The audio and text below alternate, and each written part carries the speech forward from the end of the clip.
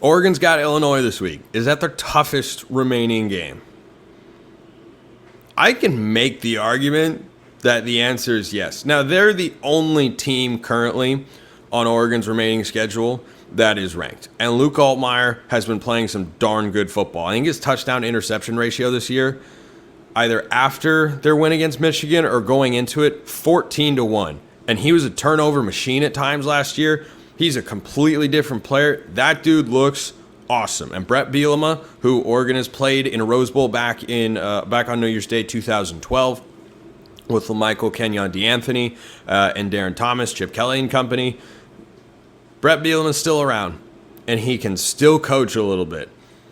Oregon's a 21.5-point home favorite. That could be too much. Or maybe it's not enough, because we have seen when Oregon plays, who Dan Lanning likes to say that their favorite opponent is every week, when they play Oregon and they win that battle, however you see it, aka playing to their standard, they're really good. They are as good as anybody in the country. And the more I watch college football, the more I think the national championship is as within reach as it ever has been for Oregon this season. The way they're playing, the roster they have, the way the rest of college football looks, there are a lot of good teams out there. There's no singularly dominant team. And I know Oregon's number one in the country right now.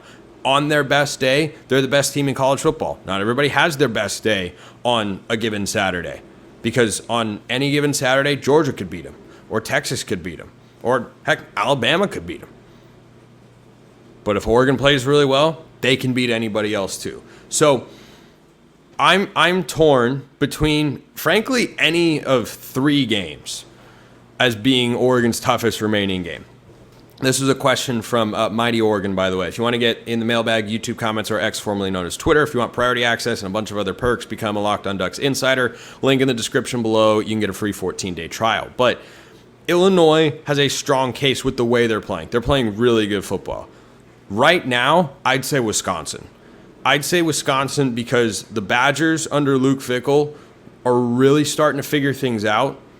They have been go look at the way they have played their last three games. They're blowing out their last few opponents. Now, they've got a tougher test this week, but they're a team that kind of faded early on and has started to find their mojo. And suddenly you look up and Wisconsin is, ever since they lost to USC, they've won 3 straight games. Now, they've got Penn State at home this week. They'll have a chance to show what they're really worth. They're only 6.5-point underdogs. Granted, they are at home, but their last 3 games, Purdue 52-6, at Rutgers 42-7, at Northwestern 23-3. They're not playing the best teams in the Big Ten, but those are darn impressive scores. How are you feeling after Oregon beat Purdue 35-0? Purdue beat them, or Wisconsin beat them 52-6.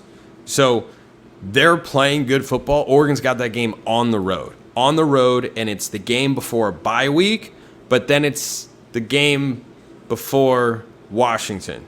Classic look ahead for the one game on Oregon's schedule for the rest of the regular season that Dan Lanning's just got to win. You got to win that football game. And frankly, I wouldn't sleep on Washington. They're not a great football team. They're not a terrible football team.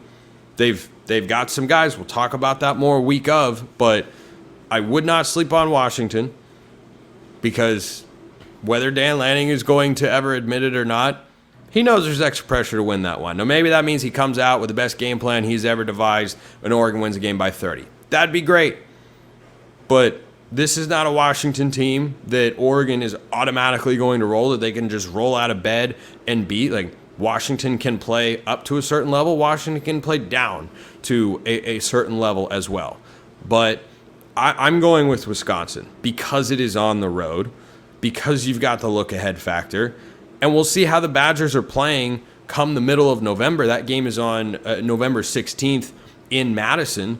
But I've just been impressed with Wisconsin over the last couple of weeks, and I'm impressed with Illinois, but it's the home road factor for me. If you flip these, I'd say Illinois is the toughest remaining game. But the answer to me before the year for a lot of people might have been Michigan. They literally cannot complete a forward pass, and Oregon's pass defense has been elite. Will Howard remains the only quarterback to throw for over 200 yards against this Ducks defense. Nobody else has done it. Michigan's not going to start that. I feel good about Oregon winning that football game. They could lose if they don't play well, but I think they'll be able to win. Got another question asking about Big Ten tiebreakers. So this talk is premature, slightly, because there's a lot of season left, but the Big Ten tiebreakers are head-to-head first. Everyone understands that. Then, if you don't have a head-to-head matchup with which Oregon, Penn State, and Indiana all don't have, essentially what it comes down to is who has beaten the best cadre of Big Ten teams. Of the teams you've beaten, who's got the best record? Or is there a highly seeded conference opponent that everyone's beaten? But there is a world in which Penn State, Indiana, and Oregon all go undefeated in the regular season, and everyone's looking around going, who gets to go to the Big Ten championship game? And the Big Ten, the simplest way to explain the methodology, which I think is perfectly logical, who has beaten the best collection of teams? Who's had the toughest schedule to get to that record?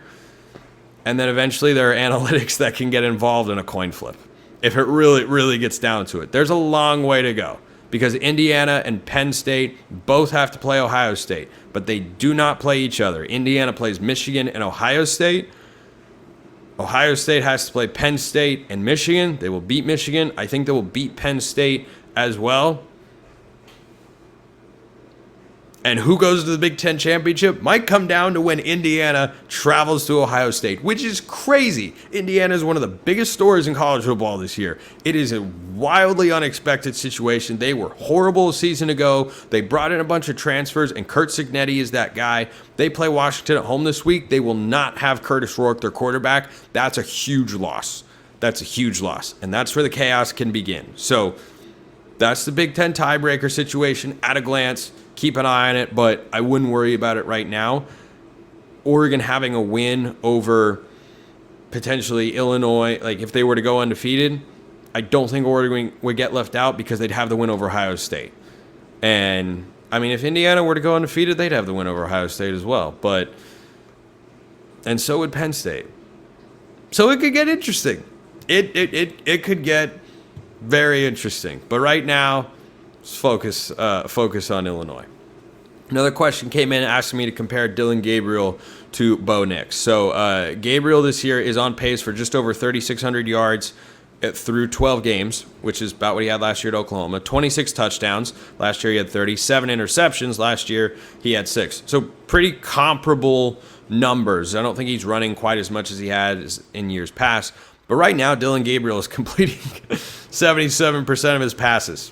Now, if you remember, Bo Nix set an NCAA record last year as the most accurate passer in a single season in the history of college football. And guess what? It was like 77.5%. Can Gabriel keep that up? It'll be tough. Illinois, haven't done a deep dive on the Illini yet. I imagine they can play at least some better defense. I don't know. They gave up a lot of points to Purdue. Some of that came with, defensive touchdowns for the Boilermakers, but I don't know if Illinois' defense is great. Oregon's favored by over 3 touchdowns for a reason. But once you face Michigan's defense, Washington's defense can do some nice things. Wisconsin on the road. I suspect he'll wind up right about where I predicted him to end up before the year, which was just over 70% completion and pretty similar numbers to a season ago. I had him over 4,000, or under 4,000, but over 3,600 in the 12 games. Kind of looks like he's on track for that. So I think holistically, though, when I look at Dillon Gabriel, he's exactly what I thought he would be. And I don't want that to come off as a knock. It's not. He's playing exactly as I thought he would. He is not Bo Nix. Doesn't need to be Bo Nix. He can be himself. And that is enough. It's always been good enough. And I think we have seen that through the first 7 games of the season. Who Dillon Gabriel is can win Oregon a national championship. And that's all that anyone should care about. Does Oregon have enough of that position with him there? They absolutely do.